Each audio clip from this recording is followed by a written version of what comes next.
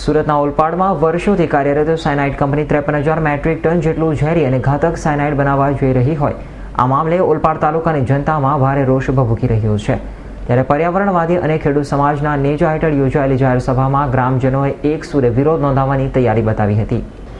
ઓલપાડમાં વર્ષોથી કાર્યરત Hindustan chemical company cyanide ઝેરી કેમિકલ બનાવતી આવી છે। ભલે આ દિન સુધી ગેસ લીકેજ કે કોઈ દુર્ઘટના બની ન હોય, પરંતુ તાલુકાની પ્રજા માટે આજે પણ સાયનાઇડ કંપની મોત સમાન છે। સાયનાઇડના નવા પ્લાન્ટને લઈ સમગ્ર તાલુકાની જનતામાં આક્રોશ જોવા મળી રહ્યો છે। વિરોધ નોંધાવતા મેદાને પડેલા ઓલપાડ તાલુકાના સરપંચો, આગેવાનો, ખેડૂત સમાજના નેતાઓ અને પર્યાવરણવાદીઓએ ગુરુવારની મોડી સાંજે ઓલપાડ તાલુકા ખાતે ગ્રામજનોની એક જાહેર સભા યોજી હતી, જેમાં તાલુકાની જનતાને સંબોધન કરી સાયનાઇડની ભયાનકતાથી વાકેફ કરાયા હતા।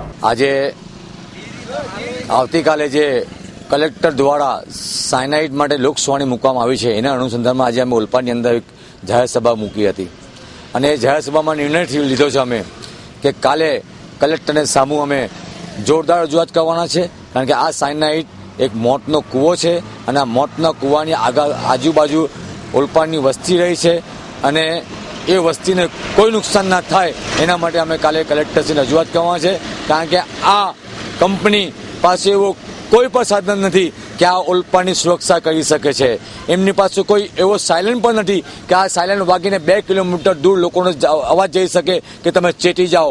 આ ફક્ત ને ફક્ત લોકોનું ઉલ્લુ બનાવે છે અને પોતાના પૈસા માટે આ ઓલપાડની પ્રજાને જીવ જોખમમાં મુકાયો છે અને આ સાયનાઇડ કંપનીને આવનારા દિવસોની અંદર કોઈ પણ હિસાબે અમે તાલા મારવાના છે। સાયનાઇડ કંપનીના આ નવા પ્લાન્ટથી સમગ્ર તાલુકાની જનતા સહિત સમગ્ર સૃષ્ટિ જીવ માટેનો પ્રશ્ન હોય। આ ગંભીર મામલામાં ખેડૂત નેતાઓએ તેમજ પર્યાવરણવાદી સાથે રાજકીય નેતાઓ પણ વિરોધની ચળવળમાં મેદાને આવતા લડત ઉગ્ર બની છે। ત્યારે શુક્રવારે સુરત કલેક્ટરની હાજરીમાં યોજાનાર લોક સુનાવણી તોફાની બનવાના એંધાણ હાલ તો વર્તાઈ રહ્યા છે। નરેશ પટેલનો રિપોર્ટ, S9 ન્યૂઝ, ઓલપાડ।